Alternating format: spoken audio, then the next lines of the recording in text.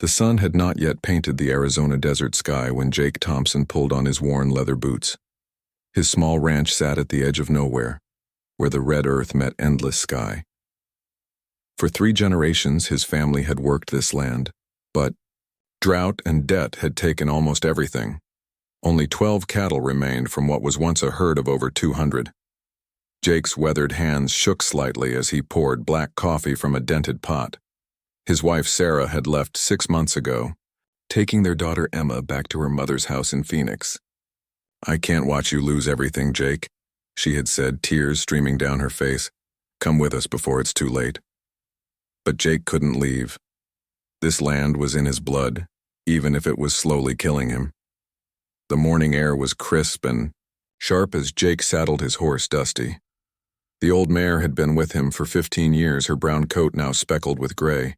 She nickered softly, sensing his mood. Together, they rode out to check the water holes in the far pasture. The recent rains had been light, but Jake hoped they might have collected enough water to last another week. As they crested a small hill, Jake spotted movement near the old Apache burial ground. His grandfather had told him stories about this place, how the local tribes considered it sacred. Jake had always respected the boundary, never allowing cattle to graze too close. But something was different this morning. 2 massive figures stood among the ancient stones, their presence both beautiful and terrifying. The sisters were unlike anything Jake had ever seen. They stood nearly 8 feet tall, their bronze skin seeming to glow in the early morning light. Long black hair flowed down their backs like dark waterfalls, adorned with feathers and silver ornaments that caught the first rays of sun. Their faces were proud and noble, with high cheekbones and eyes that held the wisdom of centuries. They wore traditional Apache clothing, but it seemed to shimmer with an otherworldly quality. Jake pulled gently on Dusty's reins, bringing her to a stop about 50 yards away.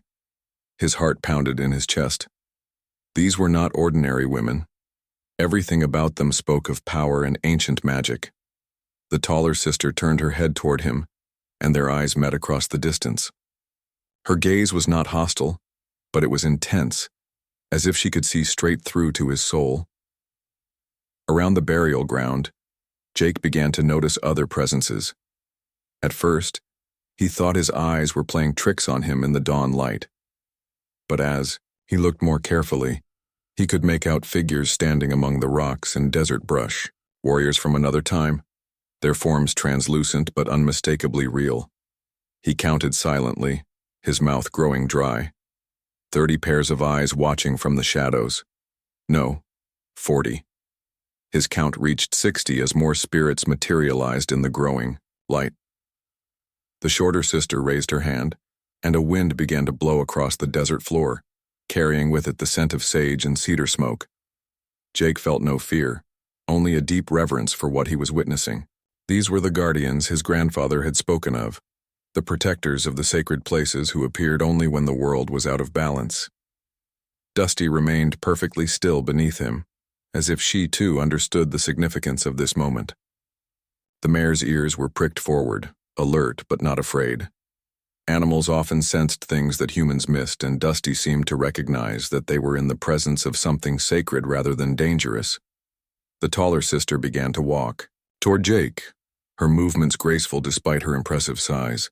Each step seemed to make the earth itself respond, small wildflowers blooming where her feet touched the ground.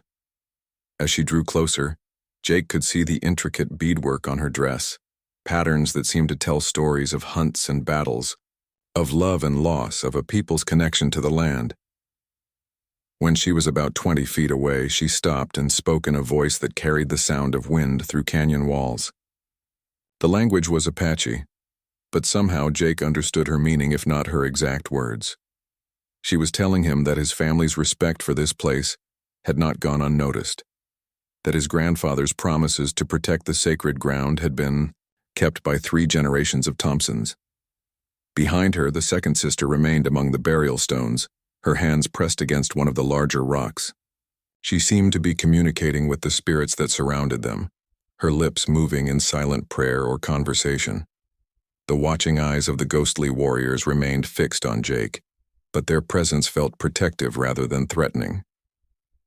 The morning sun was now fully above the horizon, painting the desert in shades of gold and red.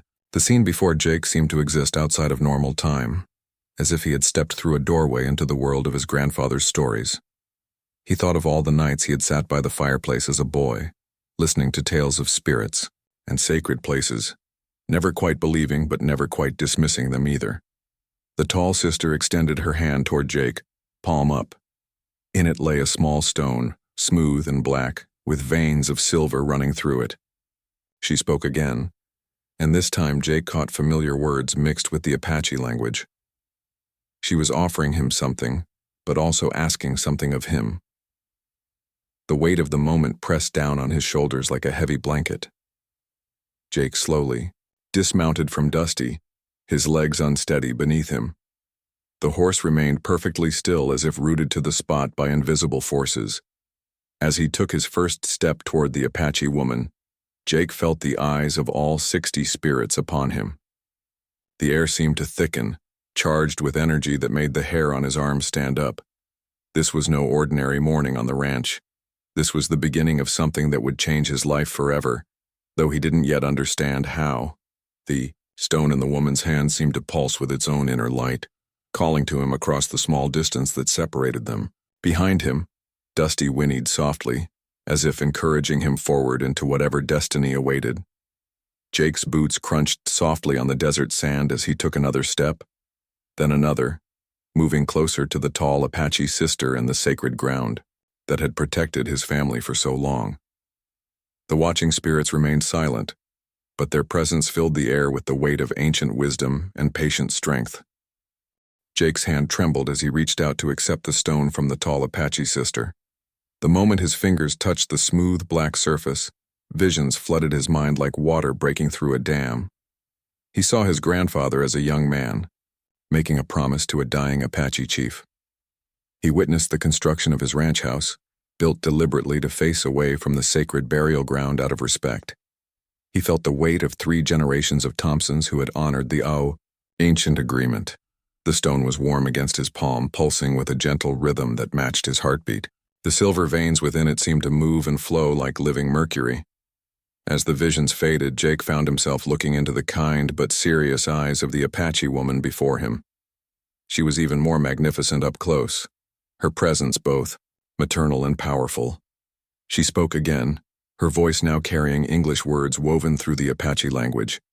"Your family has kept faith with our people," she said, her accent thick but her meaning clear. "Now the land calls for help. The water beneath your feet runs deeper than you know, but dark forces seek to steal it. You must choose whether to stand with the old ways or watch everything die." The second sister had approached silently while Jake was focused on the stone. She was slightly shorter, but no less impressive, her dark eyes holding depths of knowledge that seemed older than the desert itself. Around her neck hung a necklace of turquoise and silver that caught the morning light like captured stars. When she spoke, her voice was softer than her sister's but carried equal authority. "I am Morning Star," she said, gesturing to herself, then to her sister. "This is Thunderwalker. We are daughters of the earth itself, guardians of the sacred waters that flow beneath this land. For 3 moons we have felt the machines coming, the men with papers who would dig and drain and destroy." Jake's mind raced. He had heard rumors in town about a large mining company buying up land rights in the area. Some of his neighbors had already sold, desperate for the cash that could pay off their debts. But Jake had refused all offers, not because he didn't need the money, but because something deep in his gut told him it was wrong. Thunderwalker raised her hand, and the ghostly warriors that surrounded them began to move closer. Jake could now see them clearly in the full morning light. Some wore traditional Apache clothing, others the uniforms of cavalry soldiers, and still others the simple clothes of ranchers and settlers. All had the same look in their eyes, a fierce determination to protect this sacred place. "These are all who have died defending this land," Morningstar explained, following Jake's gaze. "Apache, Mexican, American, it matters not. The earth claims all who love her truly. They wait now to see if you will join them in protecting what cannot be replaced." Jake looked down at the stone in his hand, then back at his small ranch house. In the distance, Everything he owned was falling apart. His cattle were thin, his equipment was breaking down, and the bills kept coming. The mining company had offered him enough money to start over somewhere else, to bring Sarah and Emma home, to live without the constant worry about drought and debt. But as he stood there among the ancient spirits, Jake felt something stirring in his chest that had nothing to do with money. It was the same feeling he had experienced as a boy when his grandfather told stories of the old days, when men measured their worth not by what they owned, but by what they protected. "What exactly are they planning to do?" Jake asked, surprised by the strength in his own voice. Thunder Walker pointed toward the eastern horizon, where a thin line of dust was visible against the blue sky. "They bring machines to test the ground, to map the water that flows in darkness below. Once they know where the sacred springs connect to the great underground river, they will come with bigger machines, with explosives and pumps. The water they seek feeds this entire valley," Morningstar added. "Without it, nothing will grow here again. The desert will reclaim what little life remains, and the burial ground of our ancestors will become a pit in the earth." Jake thought about his grandfather's stories of the great drought of 1956, when the underground springs had saved every ranch in the valley. Even in the worst years, those who knew where to dig could find water. It was an open secret that the land around the Apache burial ground held the key to the area's survival. "Why me?" Jake asked. "I'm just one man with a failing ranch. What can I do against a big mining company?" The two sisters exchanged a look that seemed to communicate volumes. Around them, the ghostly warriors pressed closer, their faces serious but hopeful. Thunderwalker stepped forward and placed her large hand gently on Jake's shoulder. The touch sent warmth spreading through his body, filling him with strength he hadn't felt in months. "Because you are the last," she said simply. "Your neighbors have sold or will sell soon. Only the Thompson land stands between the sacred waters and those who would destroy them. And because your blood remembers the old promises, even when your mind forgets." Morningstar moved to Jake's other side, creating a circle of power that seemed to hum with energy. "We offer you alliance, Jake Thompson, not just with us, but with forces older than your people's memory of this land. The earth itself will fight beside you, but you must be willing to fight beside it." Jake felt the weight of decision pressing down on him like a physical force. In his pocket, his cell phone buzzed with what was probably another bill or another threat from the bank. His practical mind told him he was crazy to even consider turning down the mining company's offer. But his heart, his blood, his very soul seemed to be pulling him toward these magnificent beings and their impossible request. The stone in his hand grew warmer, and suddenly Jake could see beyond the visible world.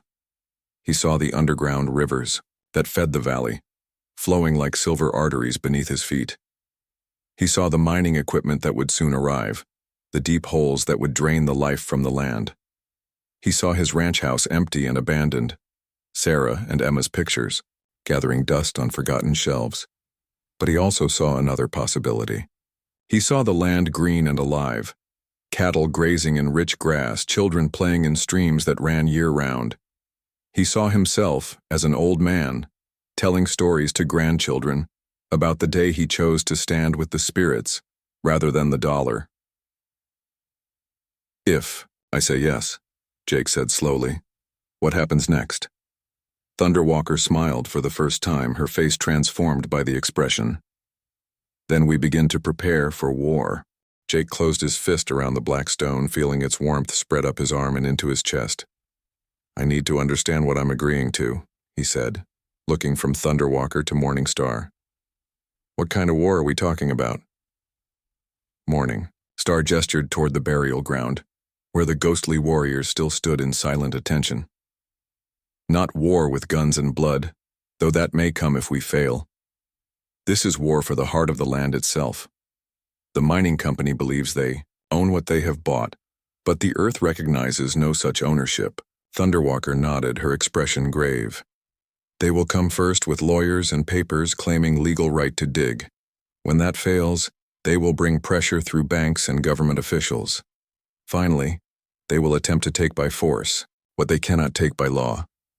Jake thought about his mounting debts, the threatening letters from the bank, the sleepless nights worrying about losing everything.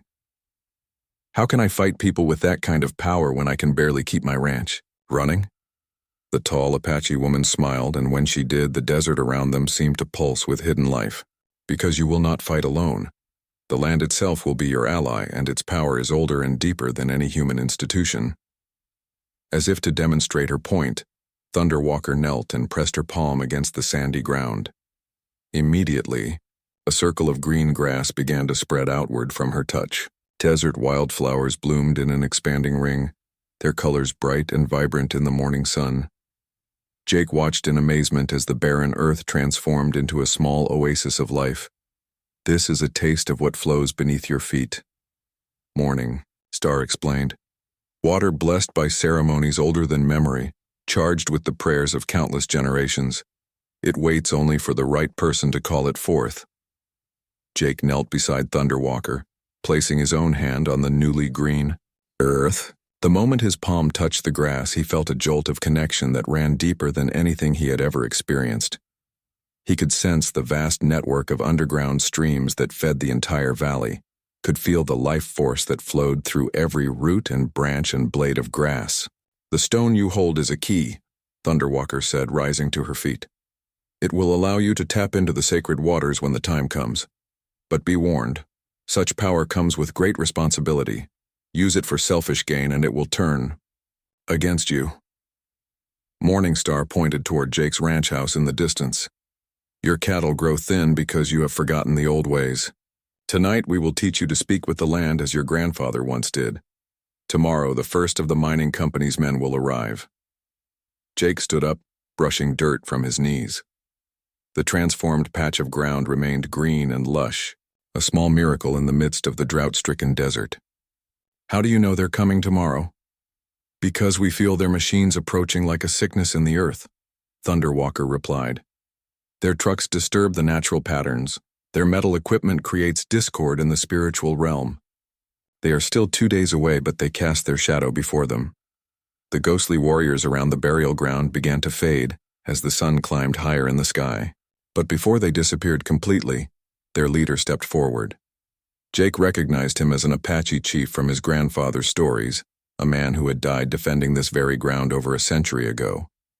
The chief spoke in the old language, his words carrying across the space between worlds. Morningstar translated. He says the time of hiding is over. For too long the guardians have remained invisible, hoping the sacred places would be left in peace. But peace through hiding has failed. Now comes the time for open protection. Jake felt the weight of history settling on his shoulders. All his life he had heard whispers about the strange things that happened around the old burial ground. Cattle that never got sick when they grazed nearby. Wells that never ran dry even in the worst droughts. Equipment that mysteriously broke down when people tried to disturb the sacred stones. What do I tell my neighbors? Jake asked. How do I explain what I've seen here? You tell them the truth, Thunderwalker said simply. Some will believe, some will not. Those who are meant to stand with us will recognize the calling in their hearts.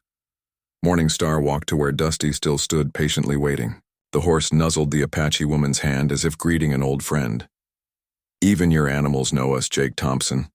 They remember what your people have forgotten, that all life is connected, that harming the sacred places harms everything that depends on them. As they walked back toward the ranch house, Jake's mind swirled with questions and doubts. The rational part of him wanted to believe this was all some elaborate hallucination brought on by stress and too little sleep. But the stone in his pocket pulsed with undeniable reality, and the patch of green grass behind them proved that something extraordinary had indeed occurred. Will I see you again? Jake asked, as they reached the edge of his property. We are always here, Morningstar replied. But whether you can see us depends on whether you continue to choose the path of protection over the path of profit. Thunderwalker placed her hand on Jake's forehead, and immediately his mind was flooded with knowledge. He saw where to dig for water, how to read the signs that indicated the health of the underground streams, which plants could be used to heal sick cattle and which could purify contaminated ground. This wisdom was given to your grandfather, she said as the visions faded. He passed some of it to your father, but your father's heart was not fully open to the old ways. Now it comes to you complete, because the time of testing is at hand. The woe. Two sisters began to fade like morning mist, their forms becoming translucent in the bright sunlight. But their voices remained clear and strong. "Remember, Jake Thompson," Morningstar called as she became one with the desert air. "The earth does not belong to us, we belong to the earth. Fight not for ownership, but for relationship." Thunderwalker's parting words echoed across the empty land. "Tomorrow they come. Tonight you choose who you will be when they arrive." Jake stood alone in the silence that followed, Dusty's warm breath on his neck the only sound in the vast desert. The stone in his pocket felt heavier now, charged with purpose and possibility. In the distance, his small ranch house looked shabby and poor, but Jake no longer saw it as a sign of his failure. Instead, he saw it as the last outpost in a battle that had been building for generations, the final stand of those who remembered that some things were worth more than money. As he mounted Dusty for the ride home, Jake Thompson was no longer just a struggling rancher facing bankruptcy. He was a guardian of the sacred, chosen by forces beyond his understanding to protect what could never be replaced. That evening, Jake sat on his porch watching the sun paint the desert sky in shades of orange and purple. The events of the morning felt like a dream, but the black stone in his pocket was solid and real, its warmth a constant reminder of the choice he had made. He had spent the afternoon walking his property with new eyes, seeing signs he had missed for years. The cattle that grazed near the eastern boundary were healthier than the others, their coats glossier and their movements more energetic. The old cottonwood tree by the seasonal creek showed green leaves even though the creek bed appeared dry. When Jake dug down just 6 inches beneath the tree, he found damp soil that smelled rich and clean. As darkness fell, Jake became aware that he was not alone. The desert around his house seemed to hum with invisible presence. He could feel eyes watching him, but not with hostility. It was more like being observed by concerned relatives, people who cared about his well-being and wanted him to succeed. A gentle wind began to blow, carrying with it the scent of sage and cedar smoke. Jake looked toward the burial ground and saw a small fire flickering among the ancient stones.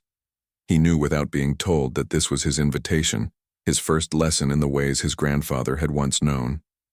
Jake saddled Dusty in the darkness, guided by moonlight and an inner compass that seemed to have awakened with his acceptance of the stone. The mare moved confidently through the desert night, her hooves finding sure footing on ground that looked treacherous in the shadows.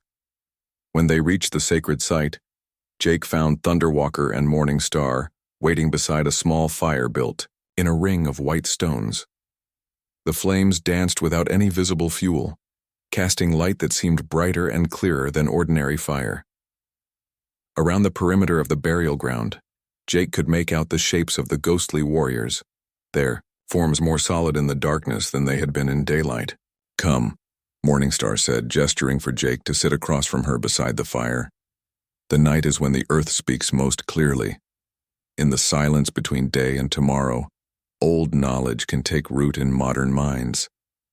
Jake dismounted and approached the fire, Dusty following close behind.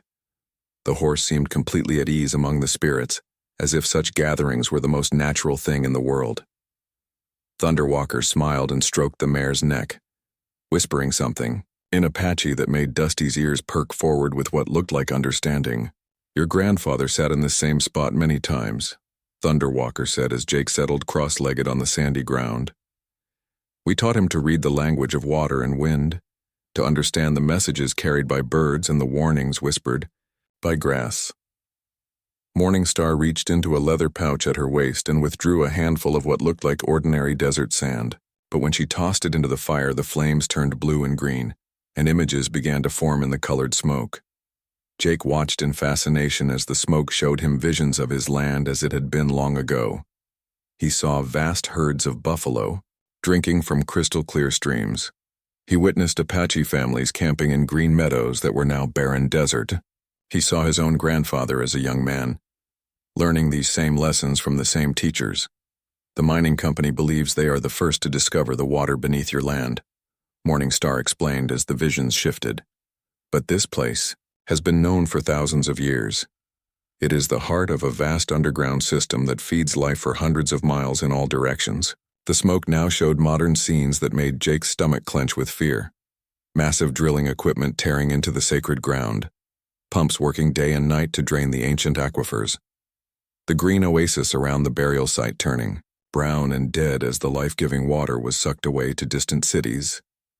"This is what they plan," Thunderwalker said grimly. "They call it progress, but it is the end of everything that makes this land worth living on." Jake stared into the flames, trying to process what he was seeing. "How can I stop something like that? I'm one man with a failing ranch and bills I can't pay."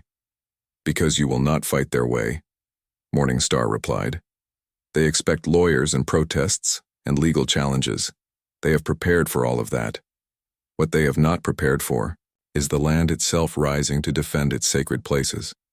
Thunderwalker reached across the fire and took Jake's hands in hers.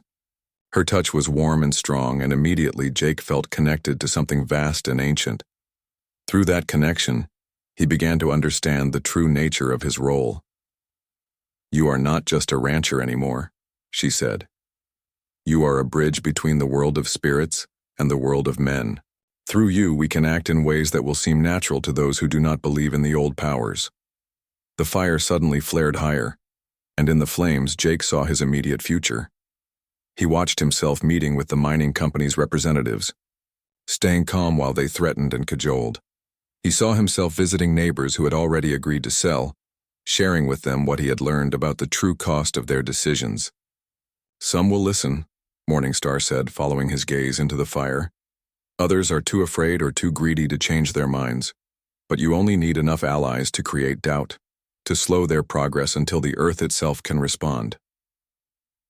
Jake saw himself standing before the county commissioners, speaking with an authority and knowledge he didn't yet possess but somehow knew he would acquire. He watched as strange accidents began to plague the mining company's equipment, breakdowns that couldn't be explained, but would eventually force them to look elsewhere for their profits. "The spirits of this place have been patient for many years," Thunderwalker explained. "They have watched and waited, hoping that wisdom would prevail. But patience has its limits, even among the dead." Around the fire, the ghostly warriors began to solidify, their forms becoming as real and solid as Jake's own body. He could see their faces clearly now, men and women from different tribes and different eras, united by their love for this sacred ground. An elderly Apache woman stepped forward, her silver hair braided with feathers and beads. When she spoke, her voice carried the authority of a chief or shaman. Morningstar translated her words. "She says the time of hiding is over. For too long they have remained invisible, protecting from the shadows. But shadow protection has failed to prevent this threat. Now they will stand openly beside those who choose to defend the sacred waters." Jake felt a chill that had nothing to do with the desert night air. "What does that mean exactly?" "It means that tomorrow, when the mining company's scouts arrive to survey your land, they will encounter more than one stubborn rancher," Thunderwalker replied. "They will face the combined will of everyone who has ever died defending this place." The fire began to die down, and with it, the visions faded. But the knowledge Jake had gained remained, burning in his mind like a brand. He understood now that his choice to accept the stone had set in motion forces that could not be stopped or controlled, only guided. "Remember," Morningstar said as she prepared to fade back into the spirit world, "tomorrow you speak not just for yourself, but for all who cannot speak. The dead, the unborn, the animals, the plants, all depend on your courage to stand against those who see only profit where others see the sacred." Thunderwalker's final words echoed in Jake's mind as the Apache sisters dissolved into the night air. "Trust the stone, trust the land, trust the old knowledge that flows in your blood, and know that you are never alone in this fight."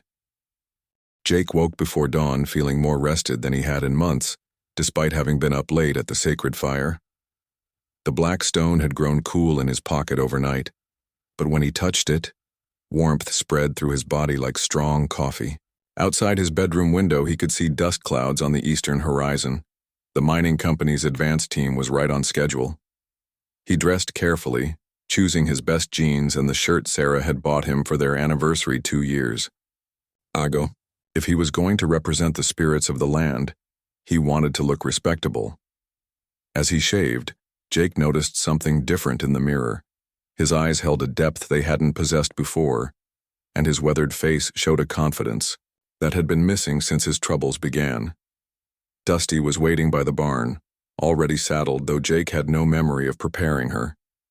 The mare's tack gleamed as if it had been polished overnight, and fresh wildflowers were woven into her mane in patterns that reminded Jake of Apache designs. He smiled, understanding that his supernatural allies were already at work.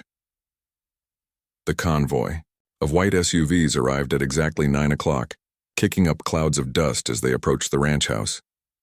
Jake counted 6 vehicles, more than he had expected for a simple survey team. Through the windshields, he could see men in expensive suits and hard hats, their faces grim with corporate determination. The lead vehicle stopped near Jake's porch, and 3 men got out. The first was clearly in charge, tall, silver-haired, wearing a suit that probably cost more than Jake made in 6 months. The second was younger, nervous-looking, carrying a briefcase and tablet computer. The third man worried Jake the most. He was built like a professional fighter, with cold eyes and scars on his hands that suggested he was used to solving problems with violence. "Mr. Thompson?" the silver-haired man called out, his voice carrying the smooth authority of someone used to getting his way. "I'm Richard Blackwood from Apex Mining Corporation. I believe we have some business to discuss." Jake stepped down from his porch, feeling the black stone pulse against his leg. As his boots touched the sandy ground, he sensed movement all around his property.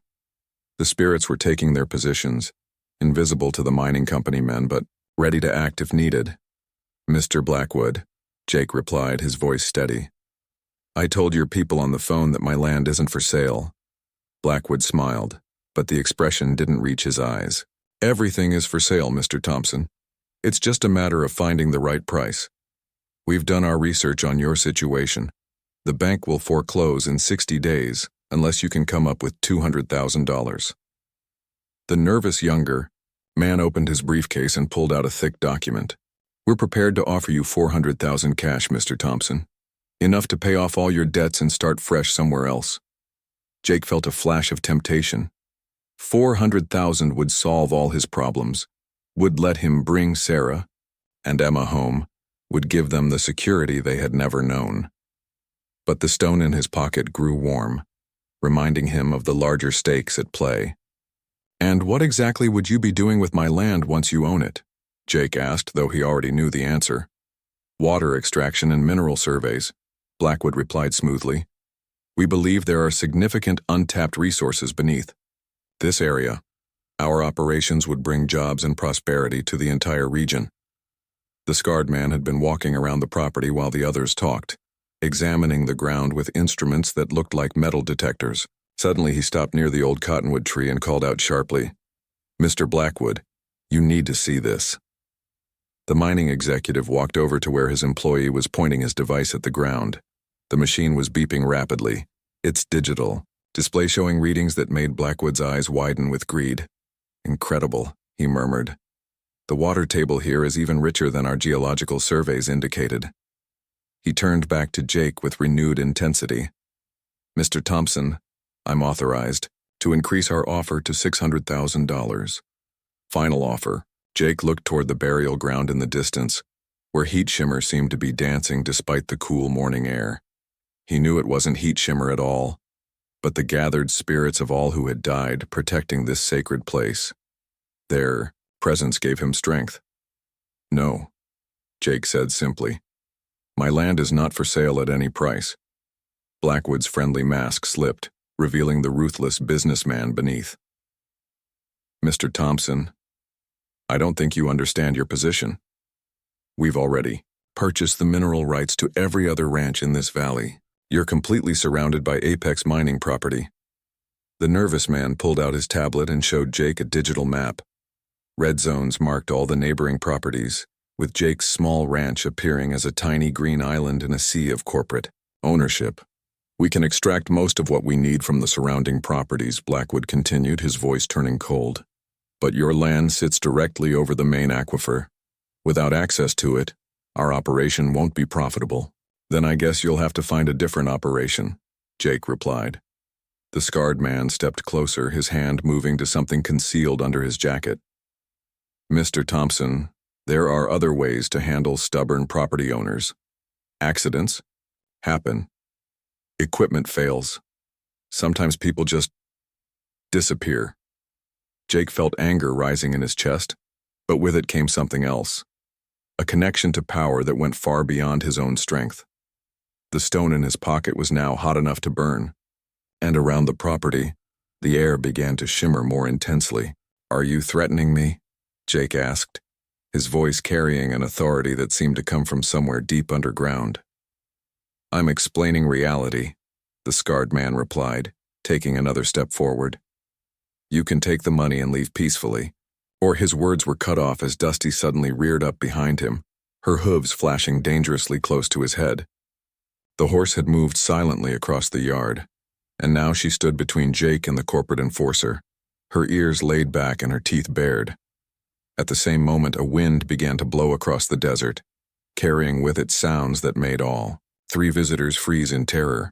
It was the sound of war cries, of horses galloping, of weapons being drawn for battle. The ghostly warriors were making themselves heard, though they remained invisible to the corporate men. The scarred enforcer stumbled backward, his face pale with confusion and fear. "What the hell is that noise?" he gasped, pulling out a pistol, with shaking hands. Blackwood grabbed his employee's arm.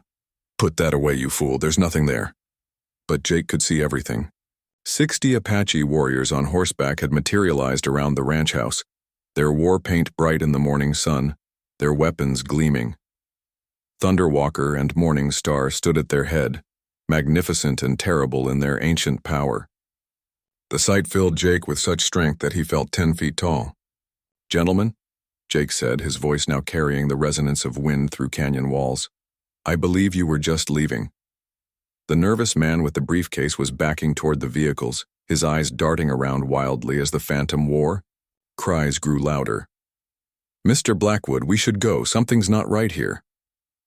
"There's nothing supernatural about desert winds," Blackwood snapped, but his own voice betrayed his uncertainty.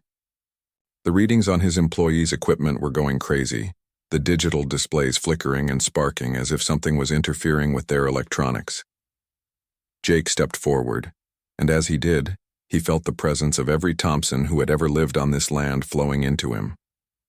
His grandfather's wisdom, his father's quiet strength, his own determination to protect what mattered most. All of it combined into a force that made the very air around him crackle with energy. "This land has been protected for over a century," Jake said, each word carrying the weight of absolute truth. "It will be protected for a century more. Your machines, your money, your threats, none of it means anything to forces older than your civilization."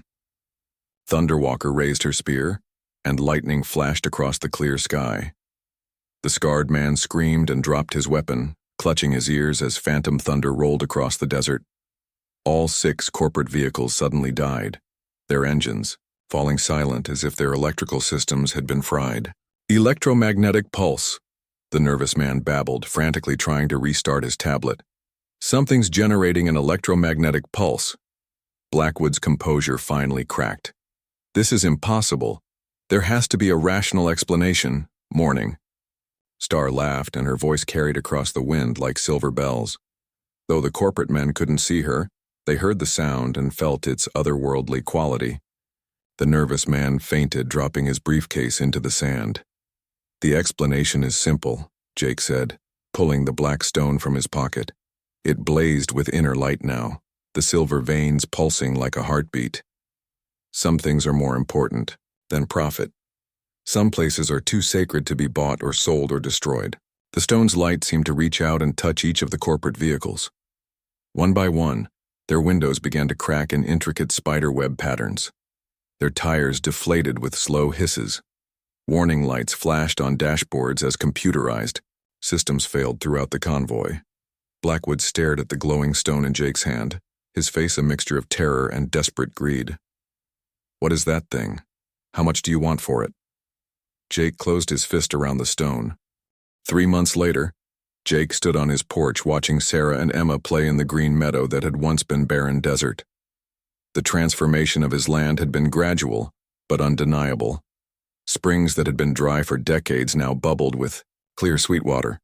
Grass grew thick and lush where only sand and sage had been before. His cattle had doubled in number, healthy calves born to mothers who grazed on grass that seemed to hold magical properties. The phone call to Sarah had been the hardest thing Jake had ever done. How do you tell your wife that you've made an alliance with ancient spirits? How do you explain that your failing ranch has become the center of a battle between the modern world and forces older than recorded history? But Sarah had listened, really listened, as Jake told her everything. About the Apache sisters, about the sacred waters, about the choice he had made to stand with the old ways rather than accept easy money. When he finished, there had been a long silence on the phone. "Jake," Sarah had finally said, her voice soft with wonder, "I've been having the strangest dreams. Dreams about that place, about women in traditional dress calling my name. I thought I was going crazy, but maybe you were being called home." Jake had finished. Now Sarah worked beside him every day, her hands learning to read the subtle signs that indicated the health of the sacred waters. Emma, only 8 years old, seemed to have inherited an even stronger connection to the land. She could find water by feel, could predict weather changes days in advance, and often spoke of conversations with the pretty ladies that only she could see. The mining company had tried to return several times, bringing lawyers, government officials, and eventually a small army of security personnel. Each attempt had ended in failure. Equipment mysteriously broke down. Legal documents disappeared from locked briefcases. Government inspectors found their authority strangely powerless against the simple fact that Jake's family had committed no crimes and threatened no one. The blue flames had burned over the abandoned corporate vehicles for exactly 40 days and 40 nights before finally going out. When Apex Mining sent a crew to retrieve them, they found that every electronic component had been fused into useless metal sculptures that looked remarkably like traditional Apache art. Word of the strange happenings had spread throughout the valley. Some neighbors thought Jake had lost his mind. Others, especially the older ranchers who remembered their own grandfather's stories, began to visit the sacred ground with offerings of tobacco and cornmeal. A few had even asked Jake to teach them the old ways of reading the land. Dr. Maria Santos, a hydrologist from the state university, had come to study the springs that had appeared on Jake's property. Her scientific instruments confirmed what the Apache sisters had told him. The water table beneath his land was indeed connected to a vast underground network that fed the entire region. "It's impossible," Dr. Santos had said, staring at her computer screen. "According to every geological survey ever done of this area, these springs shouldn't exist. The water pressure readings don't match any known aquifer system. Maybe your instruments don't measure everything that matters," Jake had suggested gently. Dr. Santos had looked at him with sharp, intelligent eyes. "Mr. Thompson, I've been a scientist for 20 years. I believe in facts, in data, in things that can be measured and verified. But I've been watching your land for 2 months now, and nothing I see here fits with any scientific model I know. What are you going to put in your report?" "The truth," she had said simply. "That there are things happening here that science can't yet explain, but that doesn't make them any less real." Jake walked down to where Sarah and Emma were picking wildflowers that bloomed year-round now, their colors more vivid than any desert flowers had a right to be. Emma looked up as he approached, her young face bright with the joy of a child who had never known want or fear. "Daddy, Morningstar says there's going to be visitors today," Emma announced matter-of-factly. "Important visitors who need to see the sacred place." Jake felt the familiar warmth of the black stone in his pocket. It had never left him since that first morning, and over time he had learned to read its subtle signals. Today it pulsed with anticipation, as if something significant was about to happen. "What kind of visitors, sweetheart?" "People who make big decisions," Emma replied, then went back to her flower picking as if she hadn't just delivered a prophecy. Sarah looked up from where she was kneeling in the grass, a question in her eyes. Jake nodded toward the eastern horizon, where a cloud of dust indicated approaching vehicles. But these weren't the white SUVs of corporate raiders. These were government cars, black and official-looking. Federal agents, Sarah murmured. I wondered when they'd show up. Emma, go play by the house for a while, Jake said gently. His daughter nodded and skipped away, somehow understanding that the adults needed to handle whatever was coming. 3 black cars pulled up to the ranch house, and 6 people got out. Jake recognized the type immediately. Government officials in expensive suits, their faces serious and their manner suggesting they were used to getting answers to their questions. The leader was a woman in her 50s, gray-haired and sharp-eyed. With the bearing of someone who had spent years in positions of authority, she approached Jake and Sarah with confident strides. Mr. Thompson, Mrs. Thompson, I'm Director Catherine Walsh from the Department of the Interior. We need to talk. Jake felt Thunderwalker's presence before he saw her. The Apache woman materialized, behind the government officials, invisible to them but clearly visible to Jake. She placed a finger to her lips, signaling him to remain calm and listen. What can we do for you, Director Walsh? Jake asked politely. We've received some very interesting reports about your property, Mr. Thompson. Geological anomalies, unexplained water sources, equipment failures affecting a major corporation. We're here to investigate claims that there might be unusual resources on your land. Sarah stepped closer to Jake, her hand finding his arm. What kind of investigation? Director Walsh gestured to her team, who were already unpacking sophisticated-looking equipment from their vehicles. Ground-penetrating radar, electromagnetic sensors, water table analysis, standard geological survey equipment. Jake watched as the government technicians began setting up their instruments. Around the property, he could sense the gathering of spiritual forces. Thunderwalker was joined by Morning Star, and then by the ghostly warriors who had protected this place for so long. You're welcome to survey the land, Jake said, surprising everyone, including Sarah. But I should warn you, strange things tend to happen to electronic equipment around here. Director Walsh smiled thinly. Mr. Thompson, our equipment is military grade. It's designed to function in hostile environments. The first instrument failed within minutes of being activated. The technician operating it stared at his screen in confusion as random patterns of light flashed across the display before it went completely dark. Electromagnetic interference, the man reported. Something's generating a powerful field. Try the backup unit, Director Walsh ordered, but her confidence was beginning to waver. The backup unit lasted even less time. As soon as it was turned on, it began displaying readings that made no scientific sense. Water sources that couldn't exist, mineral deposits in impossible configurations, electromagnetic patterns that suggested the presence of something that their instruments weren't designed to detect. Jake felt the black stone growing warm in his pocket. Around the burial ground in the distance, the air began to shimmer with the presence of beings who existed between the worlds of matter and spirit.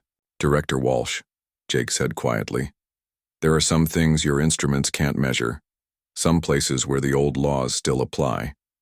The government official turned to stare at him, her face a mixture of frustration and growing unease. Mr. Thompson, what exactly are you trying to tell me? Before Jake could answer, Emma came running from the house, her young voice carrying clearly across the desert air. Daddy, Thunderwalker says it's time. Director Walsh looked around in confusion. Time for what? Who is Thunderwalker? Jake smiled and pulled the black stone from his pocket. In the afternoon sunlight, it blazed with inner fire, its silver veins pulsing with the rhythm of underground rivers. Time for you to understand that some things are more important than government reports, Jake said. Time for you to meet the real guardians of this land.